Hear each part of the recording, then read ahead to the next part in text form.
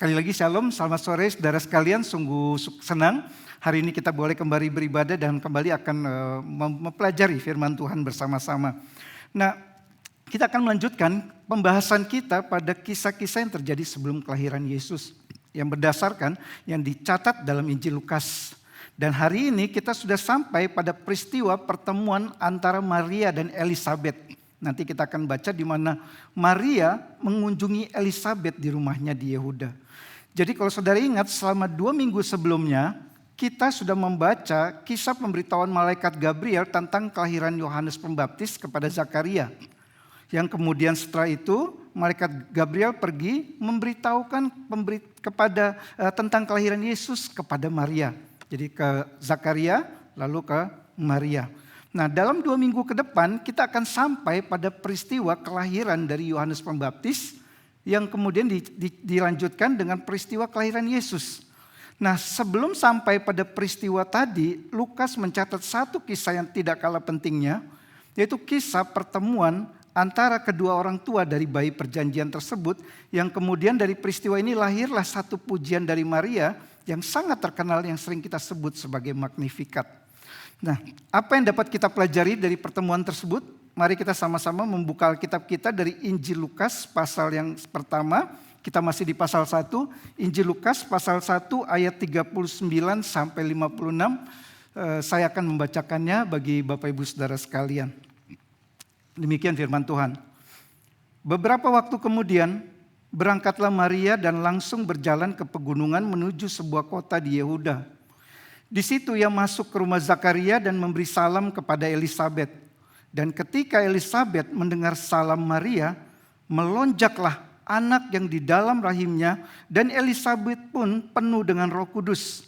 Lalu berseru dengan suara nyaring, "Diberkatilah engkau di antara semua perempuan dan diberkatilah buah rahimmu. Siapakah aku ini sampai ibu Tuhanku datang mengunjungi aku? Sebab sesungguhnya ketika salammu sampai kepada telingaku, anak yang di dalam rahimku melonjak kegirangan. Dan berbahagialah ia yang telah percaya, sebab apa yang dikatakan kepadanya dari Tuhan akan terlaksana." Lalu kata Maria, "Jiwaku memuliakan Tuhan dan hatiku bergembira karena Allah Juru Selamatku. Sebab ia telah memperhatikan kerendahan hambanya. Sesungguhnya mulai dari sekarang segala keturunan akan menyebut aku berbahagia. Karena Yang Maha Kuasa telah melakukan perbuatan-perbuatan besar kepadaku dan namanya adalah kudus. Dan rahmatnya turun-temurun atas orang yang takut akan Dia. Ia memperlihatkan kuasanya dengan perbuatan tangannya dan mencerai-beraikan orang-orang yang congkak hatinya. Ia menurunkan orang-orang yang berkuasa dari tahtanya dan meninggikan orang-orang yang rendah.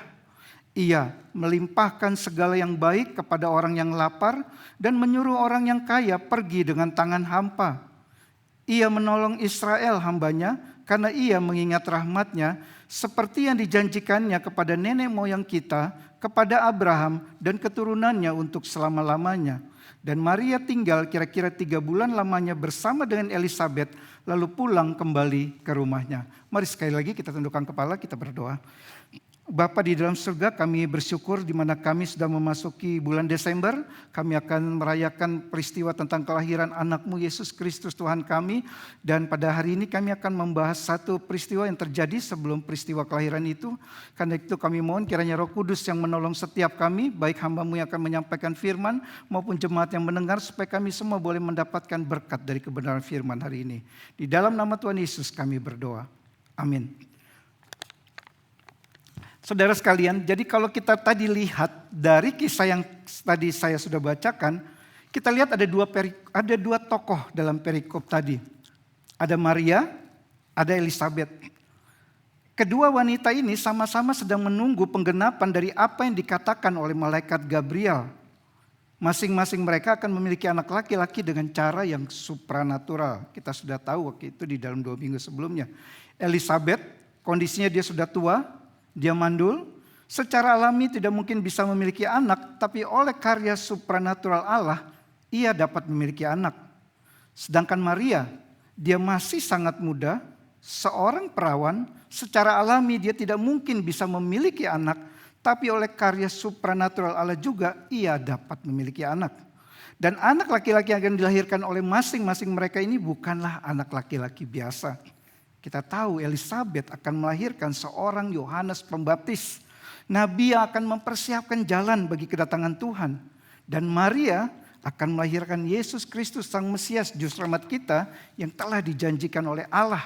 Dan kedua wanita ini sedang menunggu kelahiran mereka dan kelahiran bayi mereka. Dan keduanya dipertemukan Allah sebelum masing-masing melahirkan bayi perjanjian tersebut. Tentu walaupun ada dua tokoh wanita di sana, kisah ini lebih menitik beratkan pada Maria yang sedang menantikan kelahiran bayinya yaitu Yesus Kristus. Nah karena itu ada dua poin yang hendak saya bagikan dari kisah ini, hanya dua saja. Kedatangan Kristus yang pertama akan membawa sukacita sekaligus kerendahan hati. Yang kedua, kedatangan Kristus akan membawa perubahan pada nilai-nilai dan cara hidup. Mari kita masuk ke poin yang pertama. Kedatangan Kristus akan membawa sukacita sekaligus kerendahan hati. Saudara, kalau tadi kita perhatikan Lukas membagi perikop ini menjadi dua narasi. Narasi pertama yaitu tentang respons Elisabet waktu dia bertemu Maria di ayat 39 dan 45.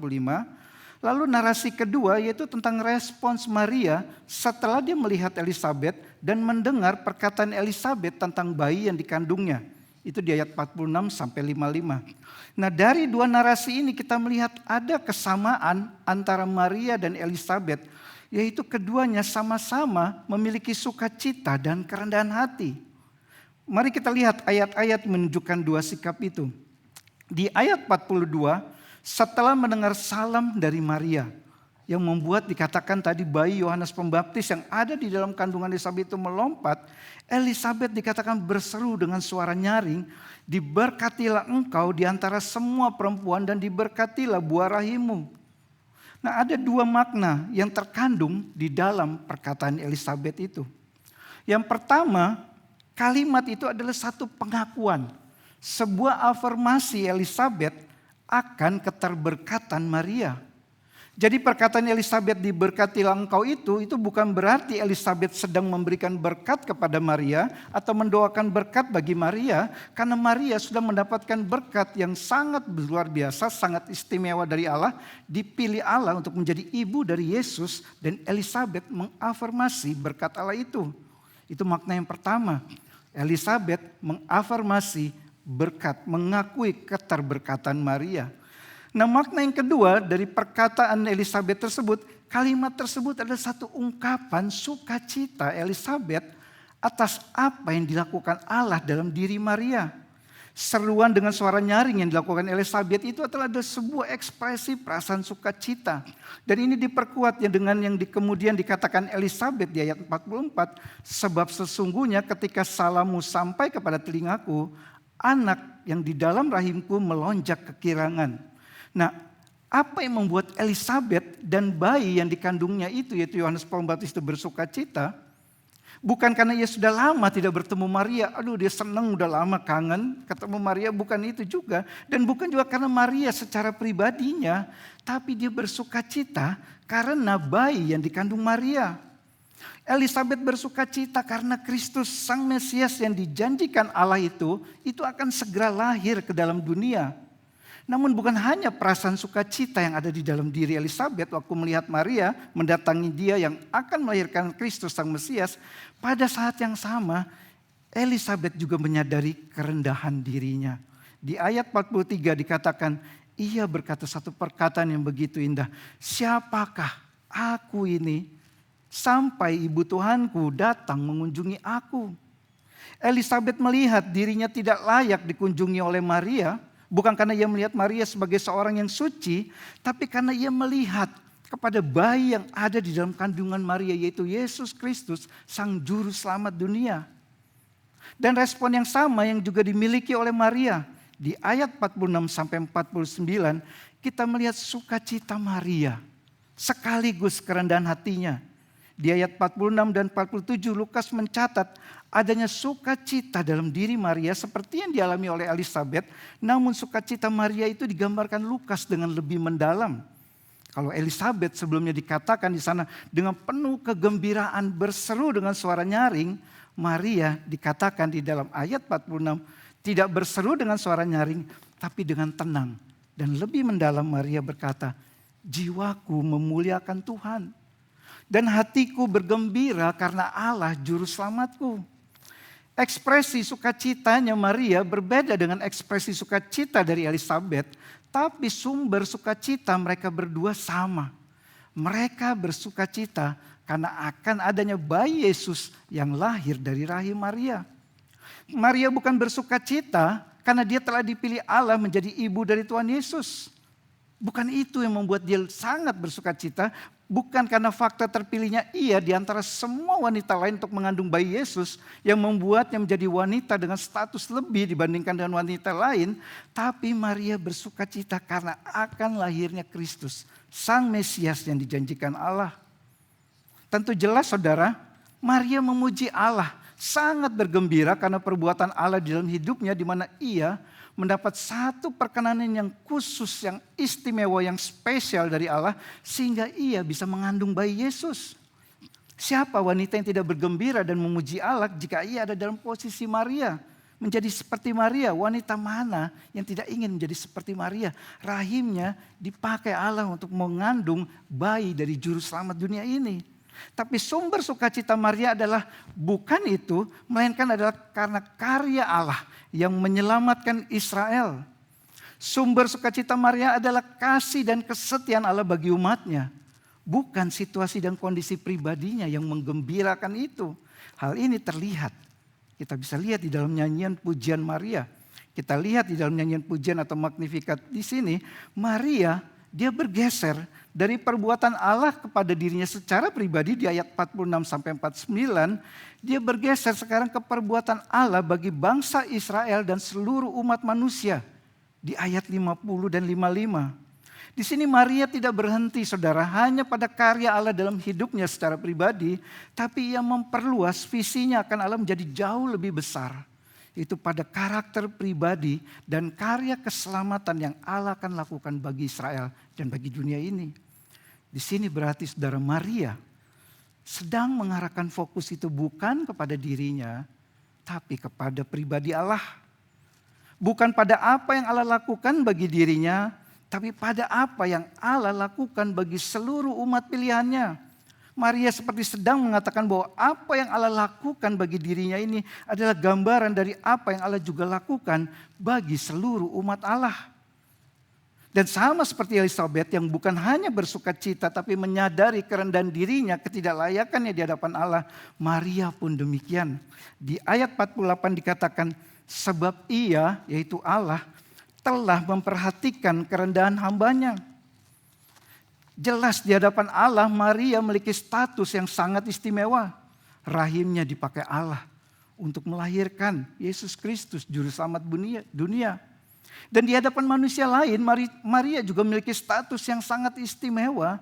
Dan ia sendiri menyadarinya, mengatakan di dalam ayat 48b, sesungguhnya mulai dari sekarang segala keturunan akan menyebut aku berbahagia. Maria sadar akan hal ini. Tapi keistimewaan atau privilege yang Maria terima dari Allah itu sama sekali tidak membuatnya menjadi tinggi hati. Sama sekali tidak membuatnya lupa siapa dirinya. Maria sadar, ia hanyalah wanita biasa yang berasal dari Nazaret. Yang juga adalah orang berdosa yang membutuhkan juru selamat yang sedang menantikan penggenapan janji Allah akan datangnya seorang Mesias. Maria bersukacita karena Kristus yang akan menyelamatkan umatnya akan lahir dari rahimnya.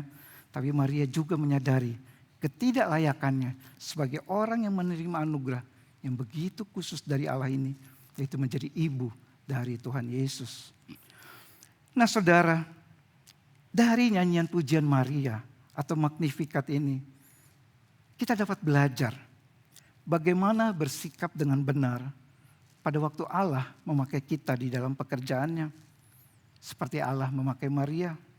Pada waktu Allah memberkati kita, memberkati pekerjaan kita, memberkati usaha kita, memberkati pelayanan kita, memberkati kehidupan pribadi dan keluarga kita, kita belajar dari Magnificat ini sikap yang benar. Apa sikap yang benar itu saudara? seperti sikap Maria. Maria bersyukur dan memuji Allah atas anugerah Allah, atas kebaikan Allah, atas berkat Allah bagi dirinya. Tapi Maria tidak berfokus hanya pada berkat anugerah Allah tersebut saja, tapi Maria berfokus pada pribadi Allah. Bagi Maria tentu adalah hal yang indah, ia bisa mengandung bayi Yesus dari karya Roh Kudus.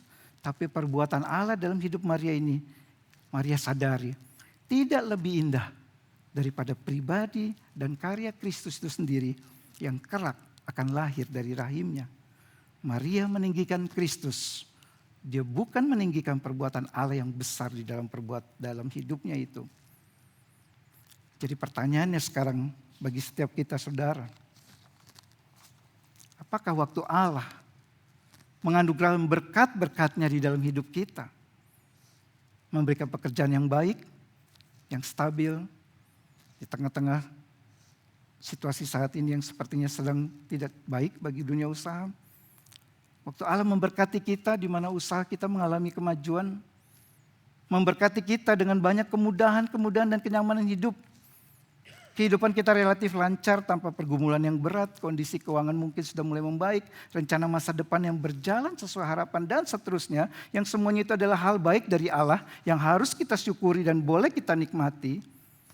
Namun apakah kita melihat Allah hanya sebatas berkat-berkatnya itu saja? Hanya sebatas perbuatan-perbuatannya dalam hidup kita secara pribadi saja? Atau seperti Maria, kita melihat Allah jauh lebih besar, jauh lebih indah dari semua hal baik yang Dia kerjakan dan Dia berikan kepada kita. Apakah kita memuji Allah hanya berdasarkan perbuatan-perbuatannya atas kita saja? Atau kita seperti Maria memuji Allah karena kebesaran pribadi Allah? Seperti Maria bergembira karena dipilih menjadi ibu dari Tuhan Yesus, tapi menyadari bahwa Kristus itu jauh lebih besar, jauh lebih indah dari perbuatan Allah yang memilih dirinya itu. Maria menyadari perbuatan Allah yang besar dalam hidupnya itu tidak lebih besar daripada Allah itu sendiri. Namun faktanya saudara sekalian, dan ironisnya, semua kita, termasuk saya, semua kita lebih sering menginginkan berkat-berkat itu. Lebih daripada pribadi sang pemberi berkat. Seperti yang tadi kita sudah baca di dalam ayat liturgi. Kita bukan sama sekali tidak menginginkan pribadi sang pemberi berkat itu. Kita menginginkannya. Tapi kita tidak menginginkan dirinya lebih daripada pemberiannya. Dan jelas saudara, ini bukanlah hal yang mudah untuk kita praktekkan. Tapi inilah yang Allah kehendaki dalam hidup kita. Bukan fokus pada berkatnya, tapi fokus pada pribadi Allah itu sendiri. Ini yang pertama yang bisa kita pelajari dari sikap Maria terhadap perbuatan Allah yang besar dalam hidupnya itu. Lalu apa yang kita bisa pelajari tentang kerendahan hati seperti yang dimiliki Elizabeth? Kita kembali sedikit ke narasi yang pertama, yaitu narasi yang berisi respons Elizabeth waktu bertemu Maria. Dalam pertemuan tersebut dikatakan Elizabeth bersuka cita, sekaligus menyadari ketidaklayakannya dikunjungi oleh Maria, dan sikap kerendahan dari Elizabeth itu terlihat dalam pertanyaannya di ayat 43. Siapakah aku ini sampai ibu Tuhanku datang mengunjungi aku? Bagi Elizabeth dikunjungi oleh Maria yang akan melahirkan Yesus itu adalah sebuah anugerah, sebuah berkat yang menurutnya itu tidak layak ia terima. Dan ini adalah sebuah sikap yang bisa kita contoh sebagai respons yang benar terhadap berkat atau anugerah Allah yang kita terima. Jadi di sini ada dua PR kita saudara terkait dengan respon terhadap berkat atau anugerah Allah yang Allah berikan dalam hidup kita. Yang pertama, kita tidak fokus pada perbuatan atau berkat Allah itu sendiri dalam hidup kita, tapi tetap berfokus pada pribadi Allah seperti Maria. Dan yang kedua PR kita adalah kita menyadari bahwa kita sebenarnya sama sekali tidak layak untuk menerima anugerah dan berkat Allah tersebut. Sikap ini sangat penting untuk kita miliki saudara, karena bukan hanya karena memang sebenarnya kita tidak layak untuk menerimanya, tapi karena Allah menghendaki sikap yang demikian waktu kita menerima anugerahnya, waktu kita menerima berkatnya. Kesadaran bahwa diri kita tidak layak itu akan membawa pada kerendahan hati dan akan membawa kita merendahkan diri kita di hadapan Allah. Dan inilah hukum yang Allah tetapkan dalam kehidupan kita. Barang siapa meninggikan dirinya, dia akan direndahkan Allah. Dan barang siapa merendahkan dirinya, dia akan ditinggikan Allah. Itulah pertanyaan yang sama, saudara. Seperti yang juga ditanyakan oleh Daud. Pertanyaan Elisabet di dalam kitab 2 Samuel pasal 7. Ketika Nathan menyampaikan janji Allah bagi Daud, bagi keluarganya, di mana kerajaan Daud itu, di mana Allah akan selalu menyertai dia. Allah akan memberkati keturunan Daud dan akan mengokohkan kerajaan Daud. Respons Daud setelah mendengar semua janji Allah yang disampaikan oleh Nabi Nathan yang begitu indah. Di dalam 2 Samuel 7 ayat 18 sampai 29. Saya sarankan nanti kalau saudara pulang boleh baca itu doa yang begitu indah dari Daud.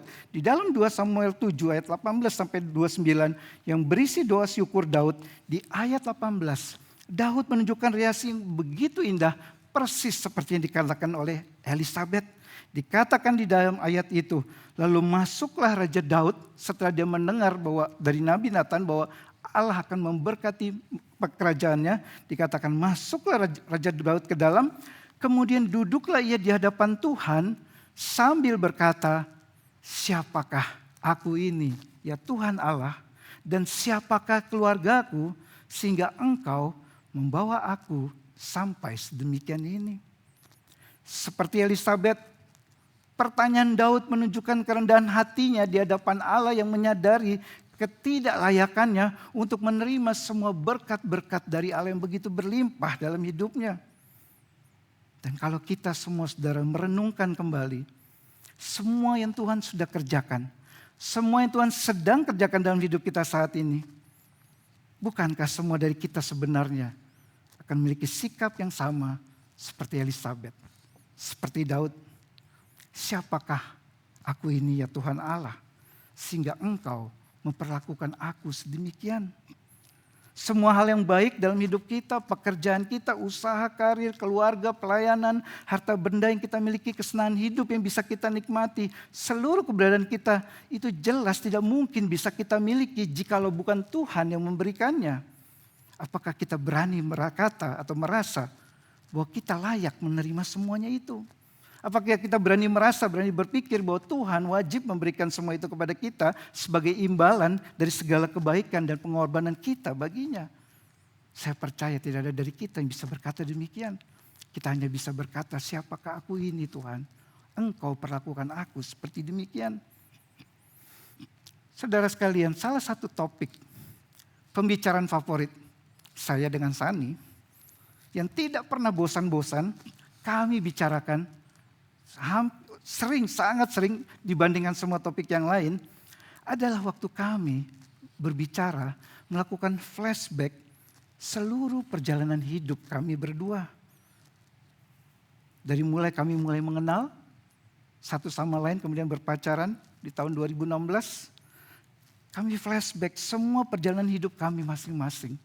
Kami paling suka topik itu waktu kami memflashback, kami ingat baik perjalanan pribadi saya sendiri, perjalanan pribadi dari Sani, seluruh perjalanan rohani, perjalanan iman kita berdua, seluruh perjalanan bagaimana kita bersama dengan Tuhan di dalam menjalani kehidupan ini. Kami melihat bahwa ada begitu banyak hal yang Tuhan kerjakan dalam hidup kami. Kadang lancar, kadang penuh berkat, kadang juga sulit, penuh tantangan, seperti umumnya kita semua. Namun kami melihat bahwa anugerah Tuhan saja membuat kami bisa melewati tahap demi tahap di dalam kehidupan itu, walau tidak mudah. Dan setiap habis pembicaraan kami itu semua, biasanya akan berujung pada satu pernyataan kami yang kami sepakati bersama. Kami akan berpikir, siapakah kami ini? Sampai Tuhan memimpin hidup kami sedemikian. Kami sangat sadar bahwa kami sungguh tidak layak menerima semua hal-hal yang Tuhan kerjakan dalam hidup kami. Dan saya percaya saudara, setiap kita, waktu kita melakukan flashback, mengingat kembali seluruh perbuatan Allah dalam hidup kita di waktu-waktu yang lampau saat ini, jika kita benar-benar menyadarinya, kita benar-benar mengenal siapa diri kita, siapa Allah, itu pasti akan membawa kita pada satu kesadaran, kita sungguh tidak layak untuk menerima semua kebaikan Allah itu. Jadi kedatangan Kristus itu akan membawa sukacita, sekaligus kerendahan hati. Namun di sisi lain kedatangan Kristus akan merubah total seluruh aspek kehidupan kita. Kita masuk ke poin yang kedua. Kedatangan Kristus akan membawa perubahan nilai-nilai dan cara hidup. Saudara, seperti tadi sudah saya sampaikan di awal, Magnificat atau pujian Maria ini terbagi menjadi dua bagian besar. Bagian pertama di ayat 46 sampai 49 berisi pujian Maria atas perbuatan Allah dalam hidupnya secara pribadi. Dan bagian kedua di ayat 50 sampai 55 itu berisi pujian Maria atas perbuatan Allah di dalam kehidupan bangsa Israel dan seluruh umat manusia di dunia. Nah, waktu Maria memuji Allah atas perbuatan Allah yang begitu besar secara universal, mencakup Israel dan seluruh umat manusia di dunia. Pada saat yang sama kalau kita perhatikan ayat itu, Maria sedang memuji karakter Allah yang sempurna. Ada 4 karakter Allah di dalam pujian Maria tersebut di dalam ayat 50 sampai 55. Pertama, Maria memuji kemahakuasaan Allah, ayat 49 dan 51. Dan Maria juga memuji kekudusan Allah di dalam ayat 49. Maria memuji kemurahan hati Allah, ayat 50, dan kesetiaan Allah di ayat 54 dan 55.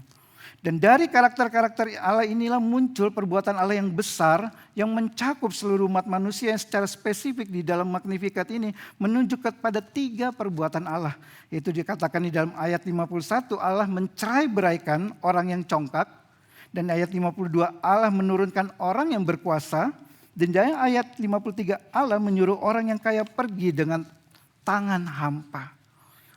Banyak penafsir Alkitab mengatakan bahwa di sini Maria bukan hanya sedang merujuk pada perbuatan Allah yang di masa lampau yang telah Allah lakukan bagi bangsa Israel, tapi Maria juga sedang menubuatkan apa yang kelak akan terjadi pada saat kedatangan Kristus. Ketika Kristus datang, berdasarkan apa yang dikatakan Maria ini, ia akan merendahkan, Kristus akan merendahkan orang-orang yang menyombongkan intelektual dan moralnya. Di ayat 51. Dan ketika Kristus datang nanti, ia juga akan merendahkan orang-orang yang menyombongkan posisi dan status sosialnya. Di ayat 52. Dan ketika Kristus datang, ia juga akan merendahkan orang-orang yang menyombongkan kekayaan atau kekuatan ekonominya di ayat 53. Artinya saudara, ketika Kristus datang, maka semua hal-hal tadi yang dibangga-banggakan manusia, yang dikejar manusia, yang diagung-agungkan manusia seperti kepintaran, kebaikan diri, status sosial yang tinggi di masyarakat, kuasa, pengaruh atau jabatan tinggi, kekayaan dan seterusnya, itu semua akan dibuat tidak ada artinya di hadapan Kristus yang akan datang. Kristus datang membawa nilai-nilai dan cara hidup yang baru yang dari kerajaan Allah. Kristus datang dan bagi mereka yang meninggikan Dia, maka mereka harus menjadikan semua hal tersebut itu sebagai tidak lebih penting dari Kristus. Kristus datang menghancurkan kesombongan manusia dan menjungkir balikan nilai-nilai hidup dari dunia ini. Jadi bagi mereka yang menanti-nantikan kedatangan Kristus, berdasarkan Magnificat ini, maka mereka harus siap mengalami revolusi total dalam hidupnya. Nilai dan cara hidup yang sudah diwarisi dari dunia begitu lama, yang selama ini kita pegang, kita junjung, kita cintai, itu harus kita lepaskan agar kita dapat memperoleh Kristus. Dan itulah yang dialami oleh Paulus. Di dalam kitab Filipi ia katakan setelah mengalami perjumpaan pribadi dengan Kristus, Paulus katakan semua yang dahulu dianggapnya penting, termasuk kehidupan agamawinya, kebaikan moralnya, semuanya dianggap Paulus itu seperti sampah dibandingkan pengenalan akan Kristus. Kristus yang datang ke dalam hidup Paulus langsung merubah semua nilai dan cara hidup Paulus yang selama ini dianggap benar dan dia jalani. Dan saudara, kebenaran ini tetap berlaku bagi kita semua. Dari sejak Kristus datang 2000 tahun yang lalu sampai pada hari ini. Apa yang dikatakan Maria yang akan terjadi pada waktu Kristus datang sudah terjadi pada saat itu, dan itu harus terus terjadi dalam diri setiap kita yang mengaku percaya kepada Kristus. Revolusi nilai dan cara hidup yang ada di dalam Magnificat ini juga seharusnya terjadi dalam diri kita. Orang-orang percaya yang hidup 2000 tahun setelah kedatangan Kristus yang pertama ke dalam dunia itu. Dan ini semua membawa pertanyaan bagi masing-masing kita. Kembali, nilai-nilai hidup dari dunia mana di dalam dunia ini, nilai hidup yang masih kita pegang, yang harusnya kita tundukkan di bawah kemuliaan Kristus. Kesuksesan yang kita kejar, kekayaan, kesenangan, pencapaian-pencapaian, kenyamanan hidup, jabatan, status sosial. Tentu saudara, ini bukan berarti kita tidak boleh memiliki semua. Bukan berarti kita tidak boleh menjadi sukses, bukan berarti tidak boleh memiliki kekayaan, bukan berarti tidak boleh menikmati kesenangan hidup yang wajar, bukan berarti kita tidak boleh memiliki pencapaian dalam hidup, bukan berarti kita tidak boleh menikmati kenyamanan hidup, bukan juga berarti kita tidak boleh memiliki jabatan atau status sosial yang terpandang di masyarakat, tapi menundukkan semua itu di bawah kemuliaan Kristus, mengalami revolusi nilai dan cara hidup, itu berarti kita menjadikan semuanya itu, memandangnya, menganggapnya, memperlakukan semuanya itu sebagai sesuatu yang tidak lebih penting, tidak lebih mulia dibandingkan Kristus. Dan mengapa kita harus anggap seperti demikian, saudara? Karena seperti yang dikatakan Maria di ayat 53. Kalau kita bisa tafsirkan itu sebagai hal yang merujuk kepada hal rohani. Di dalam ayat 53, Maria katakan, ia melimpahkan segala yang baik kepada orang yang lapar dan menyuruh orang yang kaya pergi dengan tangan hampa. Ketika hati kita penuh dengan segala nilai-nilai hidup dari dunia ini, kita merasa diri kita sudah cukup, sudah kaya, merasa tidak membutuhkan Allah, merasa tidak lapar akan kebenaran Allah, maka seperti dikatakan di dalam ayat 53 itu, kita akan pergi dengan tangan hampa, tanpa Kristus memenuhi hati kita. Tapi jika hati kita tidak lagi dipenuhi oleh hal-hal nilai-nilai hidup dalam dunia ini, kita dapat memiliki rasa lapar akan Allah. Dan seperti janji Allah di dalam ayat 53 ini, Allah akan melimpahi kita dengan segala kebaikannya. Kristus yang kita tinggikan harusnya juga menjadi Kristus yang menjadi sumber kepuasan hidup kita. Nah saudara, sebelum mengakhiri khotbah ini ada dua bagian dari perikop ini yang saya ingin ajak saudara secara khusus bersama-sama merenungkannya kembali. Bagian yang pertama dari perkataan Maria di ayat 48 dan 49. Di ayat 48 dan 49 Maria katakan, sebab ia yaitu Allah telah memperhatikan kerendahan hambanya. Sesungguhnya mulai dari sekarang segala keturunan akan menyebut aku berbahagia karena yang Maha Kuasa telah melakukan perbuatan-perbuatan besar kepadaku dan namanya adalah kudus. Mengapa bagian ini menurut saya mau ajak saudara untuk kita renungkan di akhir khotbah ini? Karena mengingatkan kita semua kembali akan sukacita keselamatan dari Allah. Mungkin kita tidak dipakai Allah dengan secara khusus dan istimewa dalam pekerjaan Allah seperti yang dialami Maria. Peran yang sangat luar biasa menjadi ibu dari Tuhan Yesus. Mungkin peran kita dalam pekerjaan Tuhan itu biasa-biasa saja, tidak signifikan. Dan mungkin juga kita tidak mengalami mujizat yang sedemikian ajaib seperti Elizabeth yang mandul namun kemudian secara ajaib dapat melahirkan Yohanes Pembaptis. Selama hidup kita mungkin kita tidak pernah mengalami peristiwa mujizat yang besar dan fenomenal dari Allah. Tapi kita semua adalah orang-orang yang sangat berbahagia walaupun tidak alami itu semua. Karena apa saudara? Karena apa yang telah Kristus lakukan bagi kita. Ia yang rela mati di kayu salib bagi kita menjadi korban penebusan bagi dosa kita sehingga kita dapat selamat. Bukankah ini satu perbuatan Allah yang sangat besar bagi kita? Dan di bagian kedua yang saya ajak saudara untuk kembali merenungkannya adalah perkataan Elizabeth yang begitu indah di ayat 43. Siapakah aku ini sampai ibu Tuhanku datang mengunjungi aku? Apa yang sangat istimewa bagi saya pribadi kalimat ini saudara? Bagi saya perkataan Elizabeth ini mengingatkan pada salah satu hymn favorit saya. Saya menyukai hymn. Ada salah satu favorit saya adalah hymn yang dalam bahasa Inggris berjudul And Can It Be. Saya tampilkan lirik lagunya dalam versi bahasa Inggris dan saya tidak akan baca dari bahasa Inggrisnya. Saya akan tampilkan, saudara bisa membacanya dan menemukan kebenaran yang begitu indah dalam lirik lagu tersebut yang mungkin agak berkurang keindahannya pada waktu diterjemahkan. Kalau saya coba cari dari versi terjemahan di salah satu buku Kidung Pujian, maka lirik dari lagu And Can It Be ini berbunyi demikian di dalam bahasa Indonesia. Oh mungkinkah ku kan dapat anugerah pengampunannya. Dia disiksa sebab dosaku, bagiku ia disalibkan. Kasih ajaib, Tuhan mati gantikanku.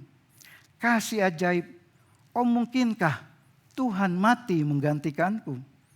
Kata mungkin di sini mungkin agak kurang tepat kalau secara literal kita mengartikan kata mungkin ini yang berarti apakah itu bisa. Namun sepertinya kata mungkinkan di sini itu harus dimaknai sebagai sebuah ekspresi perasaan tidak layak untuk menerimanya. Bukan satu perasaan keraguan apakah ini bisa terjadi atau tidak. Karena faktanya jelas Kristus benar-benar telah mati di atas kayu salib bagi kita 2000 tahun yang lalu. Dan waktu saya memikirkan lirik lagu ini saudara, lalu saya kaitkan dengan perkataan Elisabeth tadi. Siapakah aku? Ini sampai ibu Tuhanku datang mengunjungi aku. Maka kita semua sebenarnya bisa mengatakan hal yang sama. Yang mirip dengan Elisabeth. Namun jauh lebih besar dari perkataan Elisabeth itu. Yaitu, siapakah aku ini? Sampai Kristus rela mati di atas kayu salib bagi aku orang berdosa ini. Mari kita berdoa. Kami bersyukur berterima kasih ya Tuhan. Dalam perenungan peristiwa-peristiwa seputar dan sebelum kelahiran dari anak-Mu yang tunggal Tuhan kami Yesus Kristus, kami diingatkan kembali bahwa sungguh kelahiran Kristus itu yang begitu mulia, di mana kelak Kristus yang datang ke dalam dunia ini, dia akan mati di atas kayu salib bagi penebusan dosa kami, orang-orang yang berdosa ini. Karena itu kami sangat bersyukur atas anugerah yang Tuhan berikan, keselamatan yang Kau berikan di dalam Kristus.